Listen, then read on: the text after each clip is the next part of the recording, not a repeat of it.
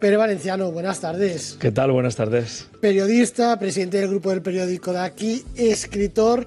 Nos presentas hoy tu nuevo libro, El zorro en el gallinero, y lo decíamos, un libro en el que desentrañas esa trama de corrupción que afectó a más de 20 municipios valencianos.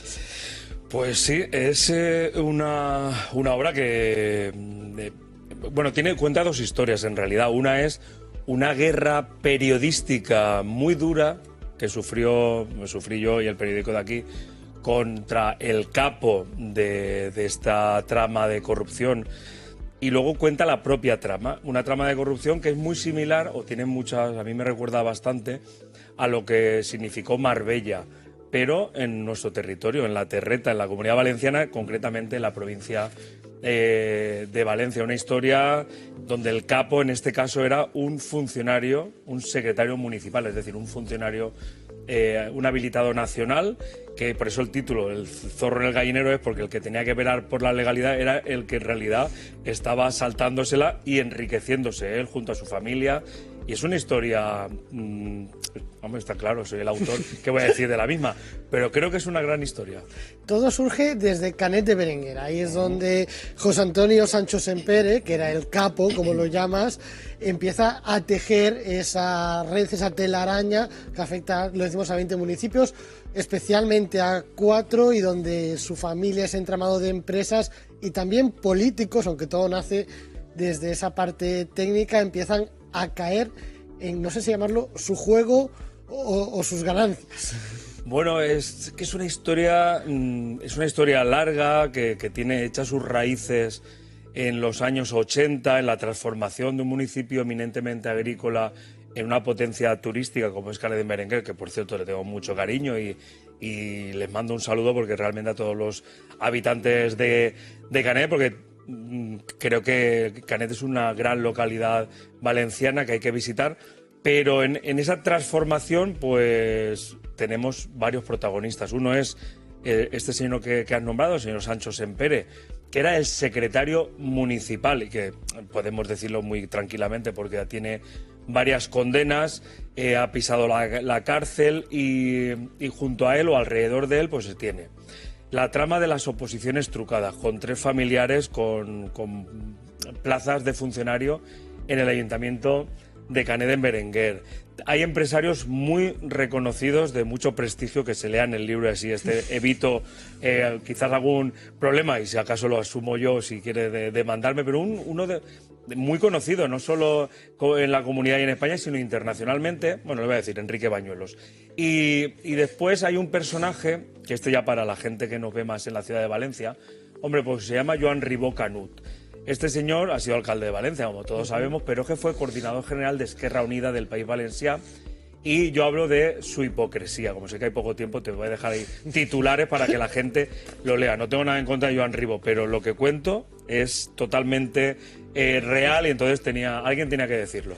Alguien tenía que decirlo. Esto lo fuimos conociendo poco a poco en esas crónicas periodísticas a través del periódico de aquí.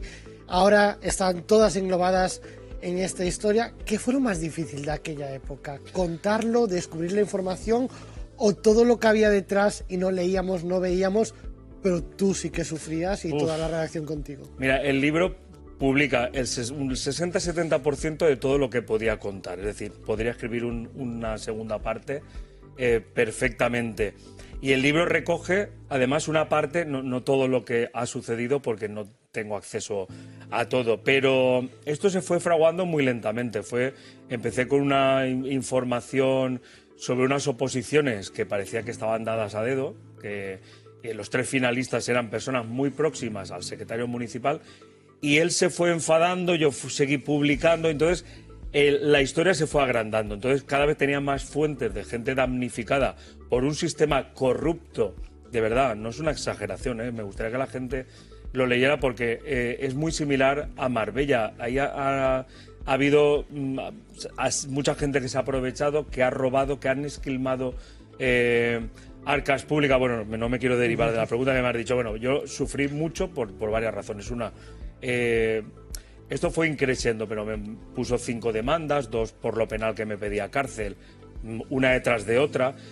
Promovió un periódico gratuito quitándome la publicidad al mío y impulsando el medio para hundirnos profesionalmente, un periódico cuyo propietario y representante era, no por la nacionalidad, que nadie me tache de xenófobo, pero era un constructor de origen rumano. Quiero decir que, para que veamos que no tenía mucho sentido local. Claro, ¿quién hacía un periódico? Un constructor de origen rumano al que luego le dieron una obra desde el Ayuntamiento de Canet de 25.000 euros, etcétera, etcétera. Y en este periódico me insultaba quincenalmente, aludiendo a mi condición sexual. Bueno, en fin, es bastante lamentable. Y básicamente cuento esas dos historias. Una, la pelea y la persecución, y la verdad es que bastante penoso, vergonzoso y en algún momento doloroso, porque es verdad que yo estaba muy solo y quiera que no, una persona sufrí bastante en algunos momentos. Y luego la historia que es totalmente objetiva y muy documentada sobre la propia trama de corrupción. Dos historias en una. Dos historias en una. ¿Por qué crees que, nos lo decías, es comparable a lo que sucedió en Marbella? Una, la conocemos todos, la conoce todo el mundo en los 4 rincones de este país y en alguno más si lo hay. La otra, la desconocemos a 5 kilómetros o en la misma localidad donde ocurrió. ¿Por qué? Ay, porque los valencianos tenemos muchos problemas y muchos defectos. Uno de ellos, bueno, pues porque cuando hay algo muy grave de otro lugar le dan todos los medios nacionales mucho empaque y mucha difusión. Cuando es algo muy localista en la Comunidad Valenciana, según quien lo publique, el resto basta que lo publique X, en este caso yo, para que otros medios no me acompañen.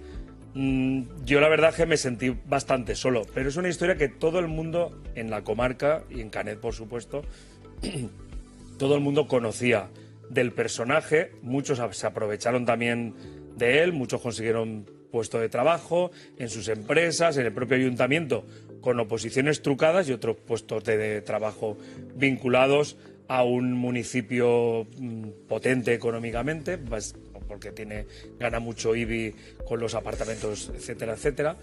No sé muy bien. Yo hago alguna crítica a algunos medios por cuál fue su posicionamiento, sobre todo cuando había un peligro realmente hacia mi persona y hacia un medio de comunicación libre e independiente, otros que se pusieran de perfil sabiendo el tipo de personaje que era. Eso lo cuento en el libro para que quede constancia. Tampoco es que un poco de desahogo, y que me perdonen incluso los que salen un poco mal parados, porque incluso hasta me sabe mal. Luego releyendo digo, ay, he puesto su nombre, ay, no lo tenía que haber puesto.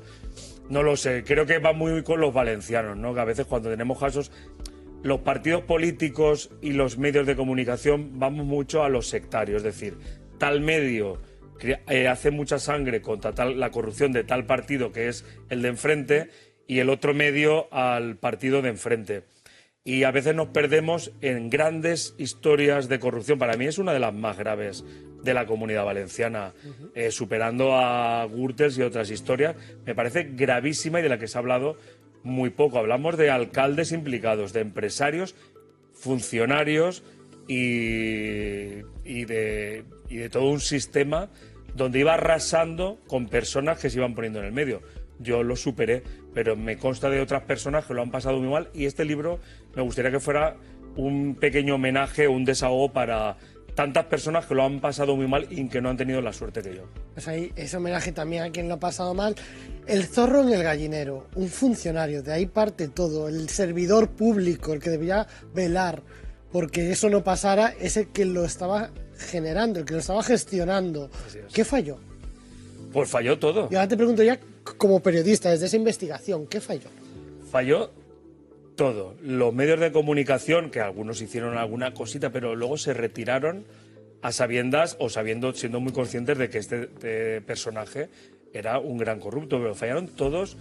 Fallaron los interventores, todas las alarmas que pueden haber saltado, funcionarios, políticos, pero es que al final muchos acabaron pactando para sacar algún tipo de beneficio. Entiendo que enfrentarse era costoso y muy lento. Y también pues el sistema, así como algo en mayúscula, la justicia súper lenta, el sistema demasiado garantista. Claro, como era un secretario municipal, un funcionario, era como muy intocable hasta que al final empezó a hacer aguas por todas partes, pero costó mucho tiempo. Y a mí me costó prácticamente 10 años, a mí como periódico, y a la justicia desde el 2010-11 que empiezo yo a investigar, hasta que empieza la justicia, hasta la última sentencia es del año 2022. Este señor se jubiló en la cárcel, se iba jactando de que no se iba a jubilar hasta que él le diera la gana. Entonces, el sistema falló y desde luego los medios de comunicación que debemos velar por hacer nuestro trabajo, pues algunos miraron hacia otro lado, y cuando yo investigué, además se pusieron del lado a veces del corrupto, y además corrupto donde ya estaba claro que su sistema se estaba terminando. Yo qué sé, la verdad es que es bastante triste y lamentable, te lo tengo que decir. Triste, falló todo.